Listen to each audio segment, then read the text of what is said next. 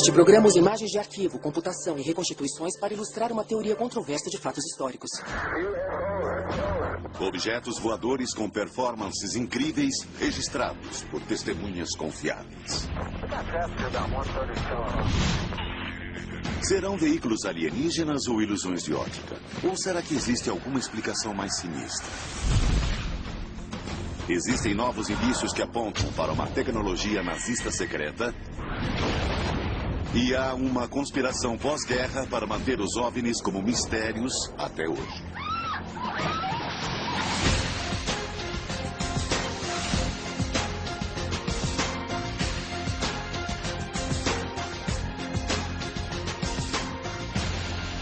OVNI nazista.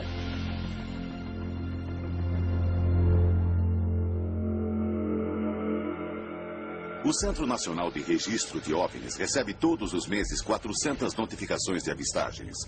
Objetos em forma de disco, naves triangulares e luzes voadoras são as descrições mais comuns. Muitos acreditam que os OVNIs vêm do espaço sideral. Mas existe outra teoria, de que o que chamamos de OVNI foi criado na Segunda Guerra Mundial, na Alemanha de Hitler. Novas pesquisas revelam que os engenheiros nazistas trabalharam em naves em forma de disco, decolagem vertical e sistemas avançados de propulsão. Depois da guerra, os militares norte-americanos levaram esses projetos aos Estados Unidos, junto com centenas de cientistas e engenheiros alemães. 2 anos mais tarde, em 1947, os Estados Unidos tiveram sua primeira onda de avistagens de OVNIs, assim como o resto do mundo. Seriam os OVNIs aeronaves secretas norte-americanas desenvolvidas a partir dos projetos confiscados dos alemães? Para descobrir isso, temos de estudar as mais intrigantes avistagens de OVNIs, as testemunhadas por pilotos profissionais treinados em observação aérea. O primeiro desses relatos data dos meses finais da Segunda Guerra. Documentos confidenciais britânicos e norte-americanos revelam que os pilotos aliados viram objetos voadores estranhos nos céus da Alemanha.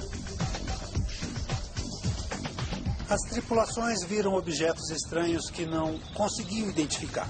E quando os contataram ou tentaram fazer contato, eles não agiram normalmente, como aeronaves convencionais.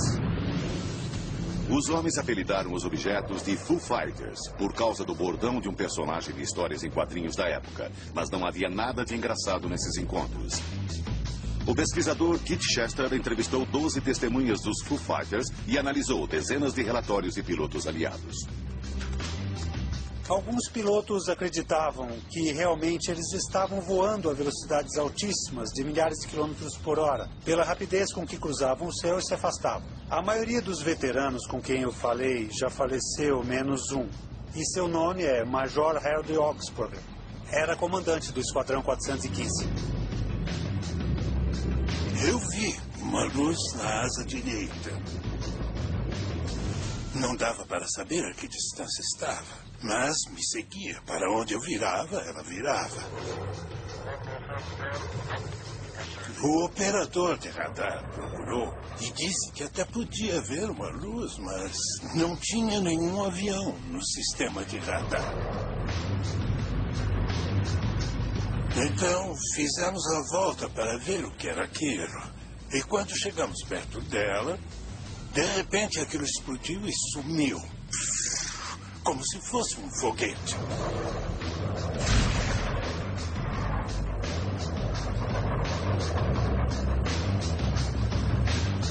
No começo, eles mantiveram silêncio sobre o que tinham visto.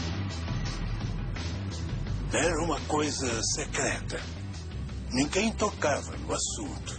As avistagens de Foo Fighters percorreram toda a cadeia de comando das Forças Armadas norte-americanas. Muitos acreditaram que eram armas secretas alemãs.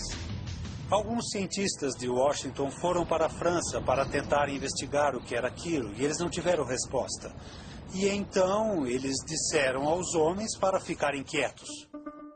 Mas os relatórios vazaram e os grandes jornais estamparam manchetes sobre os objetos misteriosos. Bolas de fogo estavam perseguindo caças americanos. Os aliados tinham boas razões para temer qualquer nova arma alemã. Mísseis V1 e V2 estavam caindo sobre a Inglaterra. Os caças nazistas atiravam contra os bombardeiros aliados e Hitler falava sobre novas armas espetaculares que estavam sendo desenvolvidas para dar a vitória à Alemanha. Se os Foo Fighters que perseguiam os aviões aliados eram mesmo armas secretas nazistas, deveriam estar vindo de instalações alemãs altamente secretas, numa série de bunkers subterrâneos. Desde o verão de 1944, a máquina de guerra alemã havia se mudado para baixo da terra para escapar do pesado bombardeio aliado. Na Polônia, na Áustria e na antiga Tchecoslováquia, vastos complexos subterrâneos foram escavados com trabalho escravo. Aquelas instalações abrigavam fábricas de munição e de motores de aeronaves. Era lá que trabalhavam os cientistas de Hitler, homens com a missão de criar a arma definitiva que traria a vitória à Alemanha. Os revolucionários aviões a jato de Hans von Hohenheim cruzavam os céus. Os irmãos Horten construíam aeronaves super avançadas em forma de asa delta.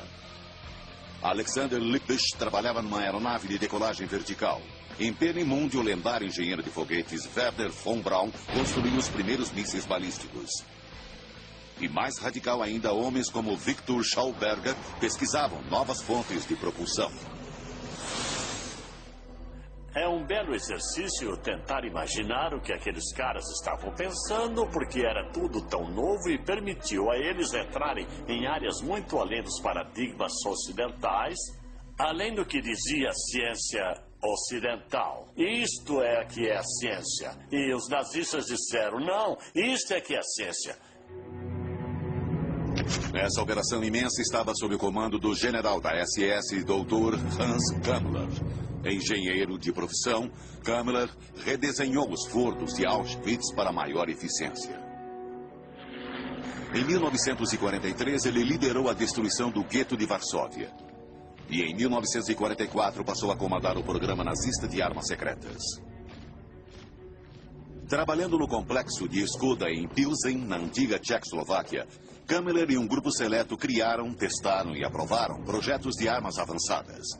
Algumas eram tão radicais que poucas pessoas conheciam todos os detalhes.